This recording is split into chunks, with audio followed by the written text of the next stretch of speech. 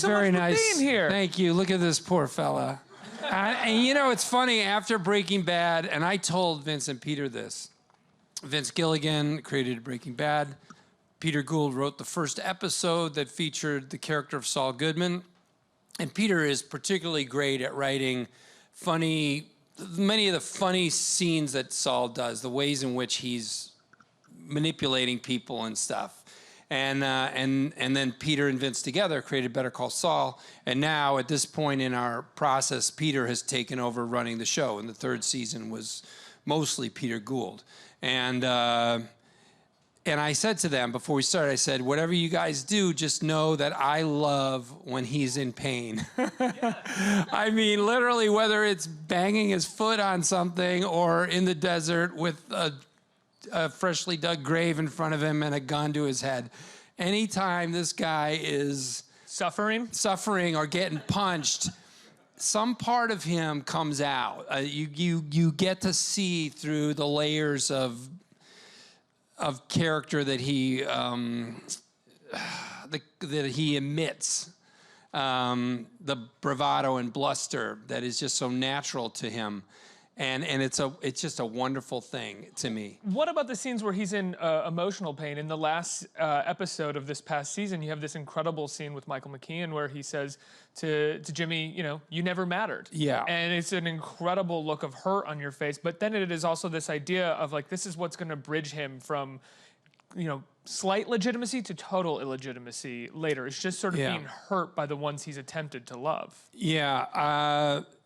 That's been a wonderful layer, obviously. That wasn't at all a part of Breaking Bad. And to take a person like this character who's, you know, putting on a show for the world and manipulating the world as much as he can, in any way he can, any way he wants to, and then show him with a family member years before, and then you just think of yourself with your family and how different you are with your family and how different you are with the person you love and how different you are when you're trying to win someone's heart, and you're just all these different people, and how different a person can be when they're alone. And so to show that layer is great. And with his brother, he's got an open heart, you know, and it's kind of an open wound, really. That scene was really amazing. Wound. And this season, Michael McKean, and I have to point it out, was not nominated for an Emmy, and I just am dumbfounded. I'm thankful that I got nominated, and I know John Banks is thankful he was nominated. We're always thankful for this appreciation. It's really an amazing thing in this modern landscape where there's so many great dramas. But Michael McKean, I mean, it just doesn't get better than what he did this season. And I kind of think it's because a certain amount of the audience only sees this show on streaming. So, like, literally next year, they'll be like, well, we better give it to Michael McKean. And it'll be like, yeah, that was a year and a half ago. But it's just the way it goes. You know, many people wait to stream shows. But, well, if you haven't seen season 3 of Better Call Saul, wait till you see Michael McKean in season 3. It's worth the price of admission and everything. Can we talk about or should we not give that away in case people haven't watched season 3 yet? I mean, I feel like you could talk about, at a certain point, you just get to talk about the show. You can't wait around for, and I also think it's not a show that's, as much as it has cliffhangers, it's not about cliffhangers. It's about how you get there, human beings and how you get there, and a tribute really to the writing. Well, with Gould and Gilligan, it very much is about how you get there. They love the tension of the audience knowing that something's going to happen and sort of stringing you along for an extended conversation that's dancing around that plot point that you know is going to come. I think what they really love, and I said this to them 2 weeks ago, and they did not deny it, is to put themselves in to corner themselves in a really challenging way. So, I mean, Vince suffers for his work. You know, he works so hard, and everyone calls him a genius, and he is a genius, and Peter as well. But these guys work hard. I go into that writer's room, and you smell brains frying inside their heads. I mean, really, it's just, and they like putting themselves in corners, I believe. Like, we don't know how we're going to get there, but, you know, we set up this thing, and we have to get there, and it has to make sense, and it has to flow from character, and we have to make a discovery. And so that's kind of an interesting thing for all the writers who are listening, where I think a lot of times you try to not have problems, right? The goal is let's come up with a story and follow it through, and let's not have a problem. Let's try to proceed where we just know everything. These guys, they love being just stuck, like just how do you get there? And then the writing and the work is in just sweating, trying to justify and find your way in a way that feels organic. And they're great at that. They're great at getting out of the box, you know, that they put themselves in. You submitted the 7th episode of this past season to the Emmys. Yeah, you want to know why? Yeah. Tell me why. Because every episode I watched, I'm like, I'm pretty good in that. But you know who, if I show this damn episode to anybody, they're going to give the Emmy to Michael McKean. Like, they're going to be up on the stage going, you know, the nominees are, and then my name, and the award goes to Michael McKean. Like, how did he get in there? I'm joking, but telling the truth.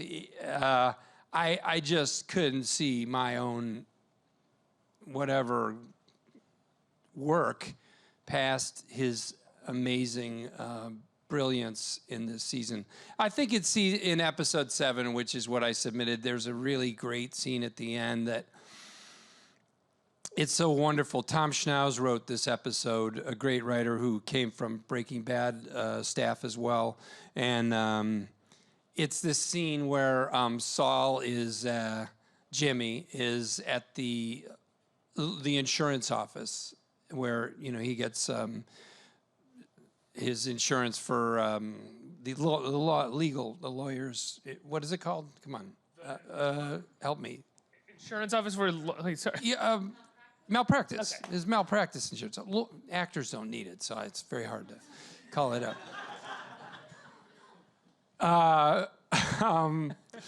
What is malpractice insurance for actors? I guess a reality show. That's.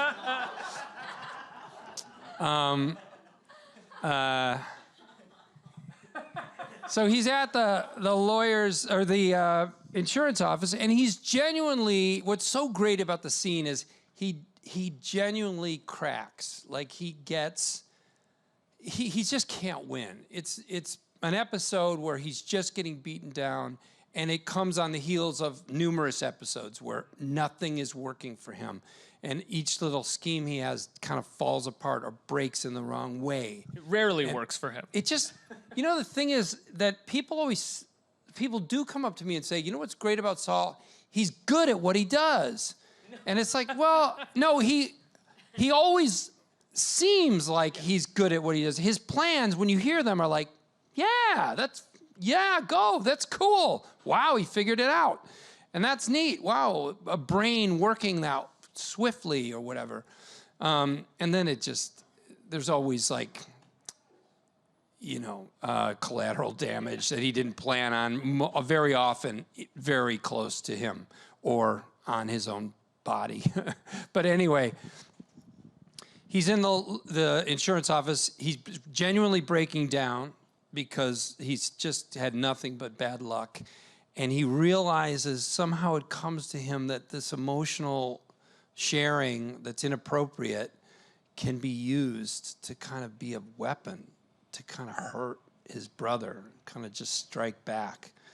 And it's just such a wild thing to play, you know, this genuine letting go that then becomes this plan, and it's all takes place in the moment.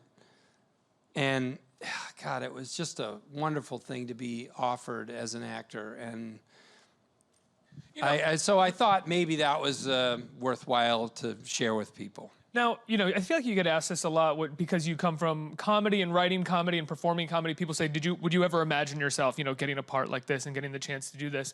But moving past that, what do you feel like you've learned as an actor doing stuff like this? What sort of tricks or tools have you been able to kind of put in your bag? Yeah, well, I mean, I do think that it's interesting when I started doing Breaking Bad and Better Call Saul, I do feel like I drew on simply the commitment that you learn as a comic actor.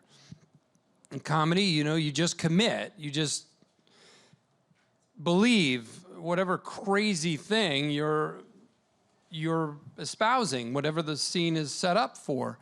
And that's a great quality. And so you need to take that commitment and just carry through with it. And that's a good thing to learn. It's a good tool or whatever. But I think then with this, obviously there's a lot more modulation that comes with drama. It's interesting how you watch drama actors who have a great deal of experience and they know what lens is being used. Like, what lens are we on? 40, 50, or 20, and where the camera is, and their behavior, the way they share their face is all this kind of secondary awareness of how it's being shot and what's being used to shoot it. And do you do that now? Oh yeah, I mean, I think I started doing that because I directed some things too. And when you direct, I directed a couple features, and when you direct, you get to know those lenses and really how they change your relationship to the person talking, or whatever you're looking at. They really change it's weird. They change just how deep inside them you can be. And so you use that as an actor. You like, boy, they're right in my head right now. That's great. I'm gonna carry them, through this moment. Geez, I don't know. I mean, it's a different job, and the challenging thing for me, I mean, actors come at this job from many different ways, and I think that when you're doing a scene that's emotional, like the one I just described, and you want that emotion to be real and genuine, not mocking, which in comedy, a lot of times your emotion is kind of a mocking emotion. It's blowing the emotion up bigger or whatever. So you're making fun of crying while you're crying. And even comedy actors can often be kind of outside the scene while they're doing it, and it's fun for the audience. The audience is enjoying the fact that they can tell that the actor is kind of enjoying what they're doing. So there's almost a little smile on the actor's face, and you're like, yeah, it's great what you're doing. That's great.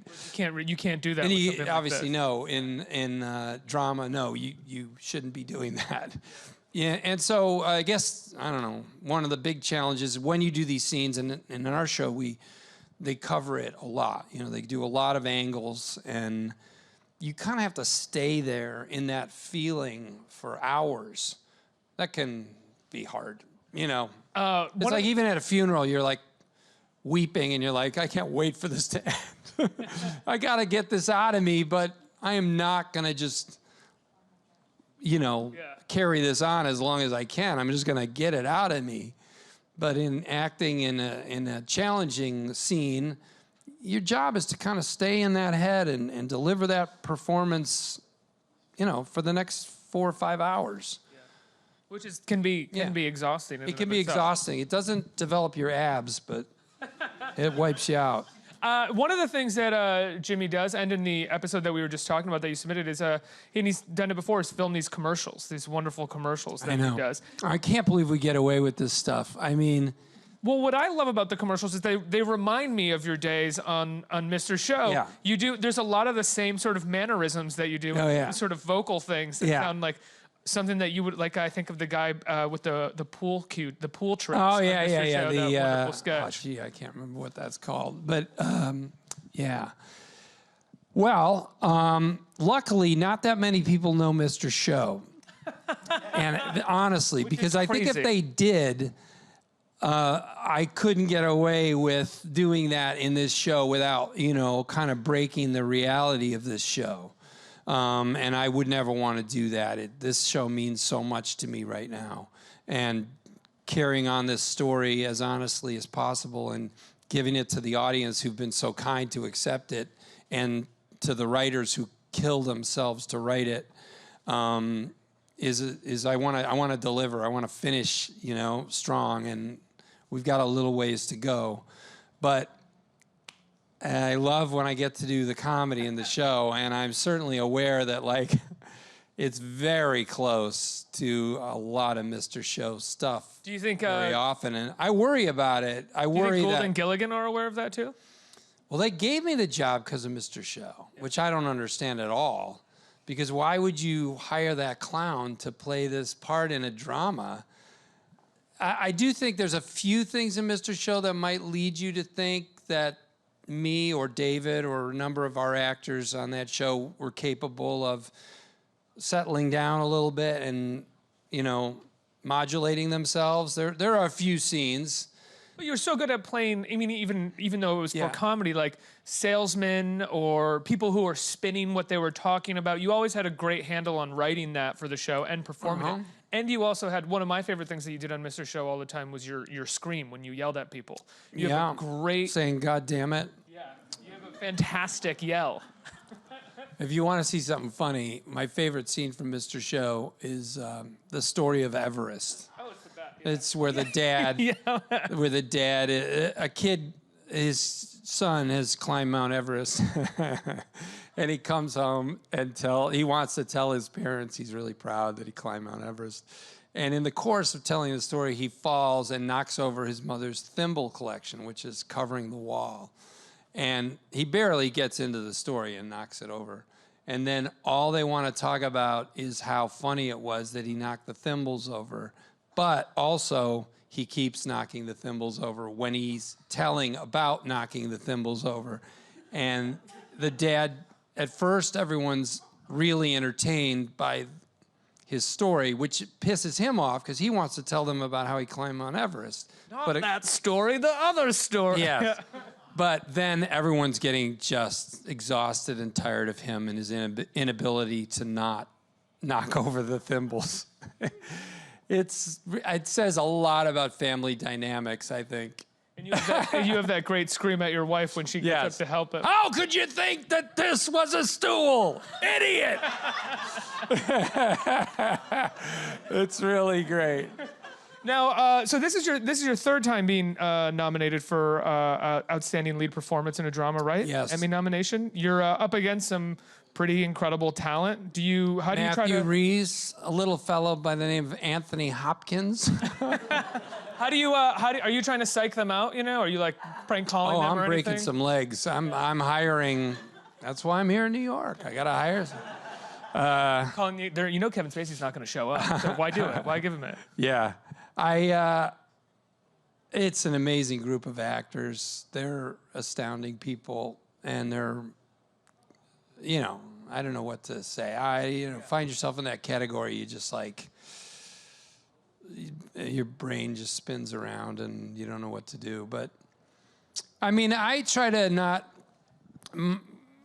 My goal is to not get up in my head too much or worry about that stuff. In the end, I will be on a set in a few months with a script in front of me, and it will have a character that is mutating through being crushed, and in making, I think, bad choices, to deciding to be mercenary about the world and about life and use people, and because he's so hurt and he's lived some years, as we're seeing in this show, trying to win people's affection and trying to do right and be a good person and fit in, and it hasn't worked.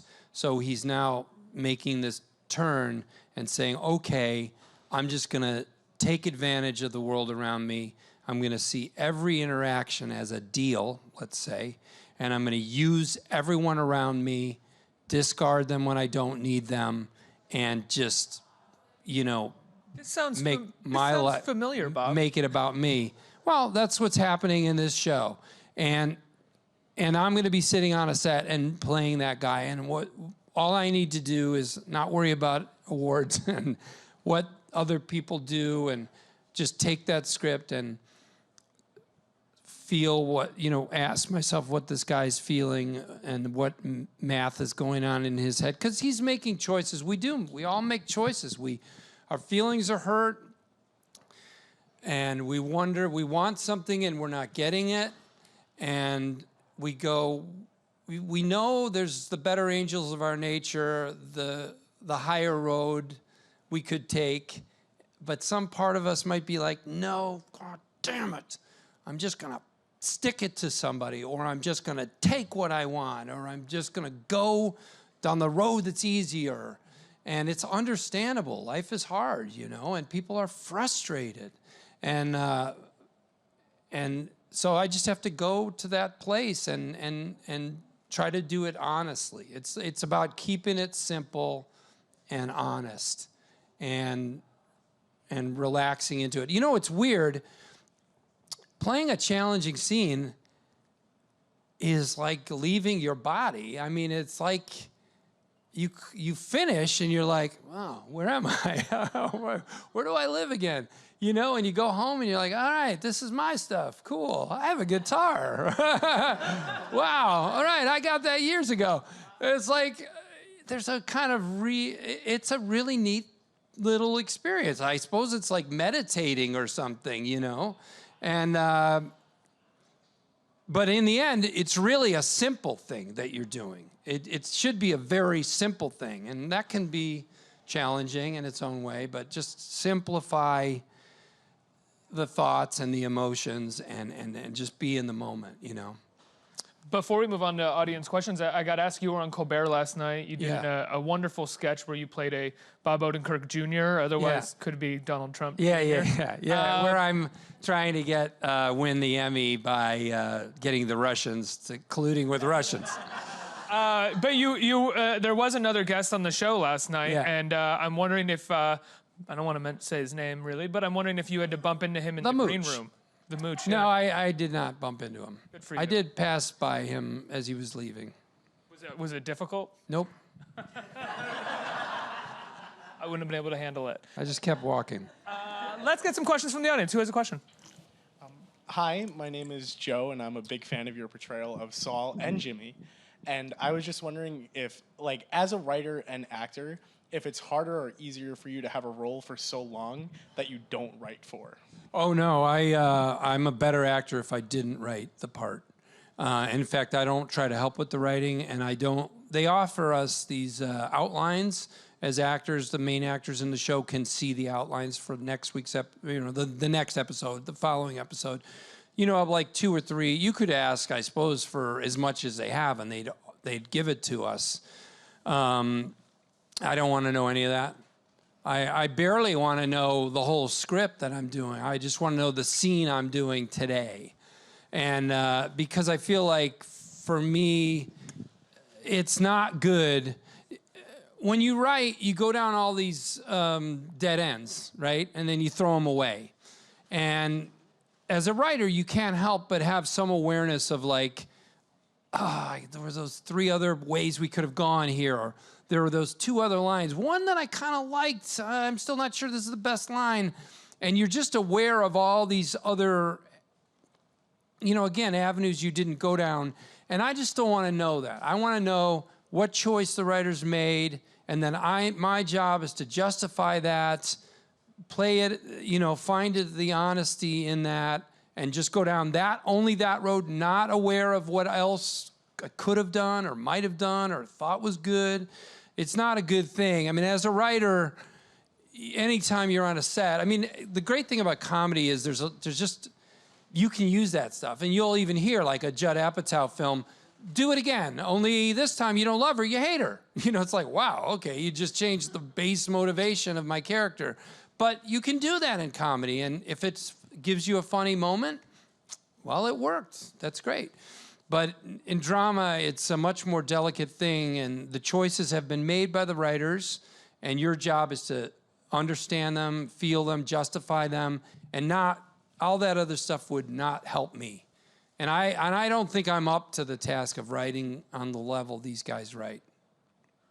Was it difficult for you? I mean, having directed some movies, and you wrote Mr. Show, and even though you didn't direct a lot of Mr. Show, it's said that you were fairly involved in the process, working with the director. I was a tyrant. Yeah, that's what people have said, that you were kind of on set. In between lines, you'd be adjusting lights and stuff and freaking out, apparently. Wow, I'm glad that everybody knows that. I think it was on I apologize. I think it was on a commentary for Mr. Show somewhere. Well, it's really true. And the worst thing about that is I didn't have as much fun as I should have had. It's a little bit of a regret.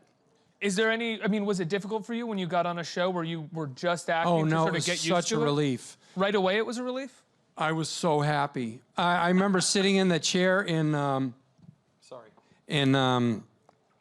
Saul's office, and Bryan Cranston's walking around. This is that first scene in The Office, where he goes, "My name isn't Saul Goodman, that's just a moniker for the homeboys, whatever."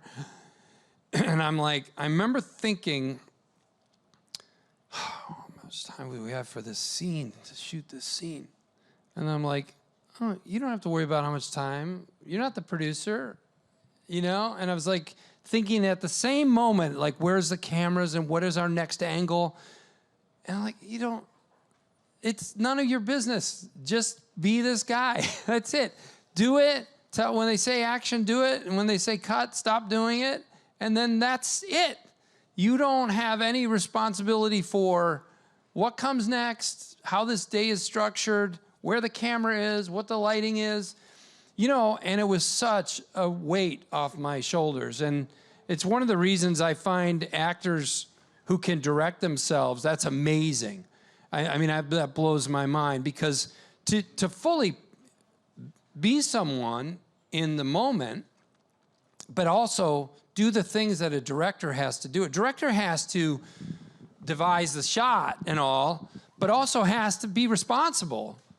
Like, what are we shooting next? And how does this, there's all this math of the whole day and the whole week that you're doing over and over all day as you work. And, I don't know how people do that. The only way I could imagine, I guess if you played a character that was like yourself, that was already just you, some version of you, maybe I could direct myself. Because then it's like, you don't have to, okay, now who am I? You're you. Yeah, you didn't really put yourself in the movies that you directed too much, did you? No, one could argue I didn't do a great job directing either. I did my best, but... Yeah, you did a pretty good job. I'll take that. Yeah. Before I get to the next question, I'm just going to ask a selfish question. Are we going to get any more with Bob and David in the future? Both David and I would love to, and in fact, we both spent the summer working on a great movie together, directed by a little fellow by the name of Steven Spielberg. Oh, yeah, The Papers. That's right. David's in that as well. He's in that as well? Yeah. Wait, is Spielberg a Mr. Show fan? Had he seen any of it? He did not know about Mr. Show. And then... What was the first sketch you showed him? I didn't show him any, and he kept putting us in the shots together. Bob and David, you guys stand next to each other. And we were like smiling, like... We loved it, and we know our fans are going to love it. But we were also like, does he know? I don't want to say anything. I'm so glad to be here. And Zach Penn, do you know Zach? A great writer who wrote Steven's movie Ready Player One. So he was on set one day. We were 2 weeks into shooting. And Zach's a huge Mr. Show fan, always has been. We met him years ago in Hollywood just because he was a fan. And he was like, these guys had a show together, oh my God. And I guess Steven said to him, oh, is that a problem? And Zach was like, no, it's going to be great. The fans are going to love it. I think it will be great. Yeah, and then after that, Steven did watch scenes from the show. I don't know what he watched, but he said he liked it. Oh, I imagine some of them might be a little abrasive for him. He's a very generous, kind-hearted person, and our show could be mean. And I think good comedy can be mean about people. It's okay. I have a one mean sketch in my head right Yeah. now that I remember is the meanest, but I'll bring it up later. Next question, last one. Bob, thanks so much for being here today. This has been amazing. I just wanted to ask, you also had a lead role in a dramatic film recently, and what was that like versus doing a series? Well, are you talking about the Spielberg film, The Papers, or? Yeah, the Netflix film. Oh, a Girlfriend's Day. Please let me talk about one of my favorite experiences I ever had, Girlfriend's Day, which I also helped to write. Michael Stevenson directed that one. It's a bit of a parody, satire of a noir, but it's its own story. It's its own world. It's not, it just has elements of noir and that we enjoyed and had fun with. It's about a greeting card writer, and he can't write a good card. I loved playing that. I think it was closer to the work I did on Better Call Saul, but also comedy throughout. It was also kind of like a weirder Mr. Show sketch, or a more subtle Mr. Show sketch, which there are a few, like Basketball Recruiters or something, that have a lot of emotion in them, you know.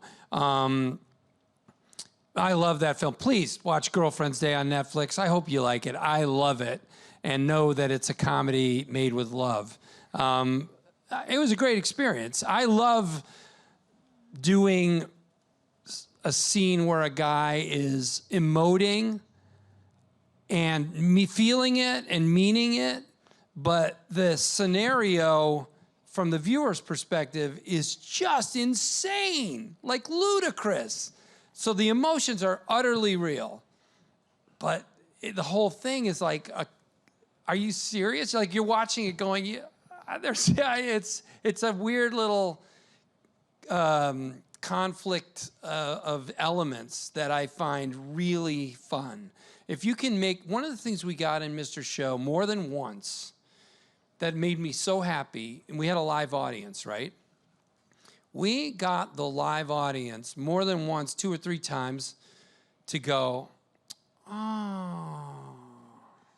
Like really, you could feel them feeling sad, genuinely sad for these characters. And again, Basketball Recruiters. I mean, when the guy runs away and he's sitting there by the fence crying, the audience just is like, their hearts came out, you know, and that's great to do that in a comedy sketch show. I mean, that's a very unique aspect of Mr. Show. But that's where that sort of meanness also comes in as well. Like you wouldn't be able to do that if you didn't have a brutal take on whatever story or concept you had. Especially with Mr. Show, what I think makes Basketball Recruiters emotionally work is the fact that you are brutal about these two guys and how they deal with these families.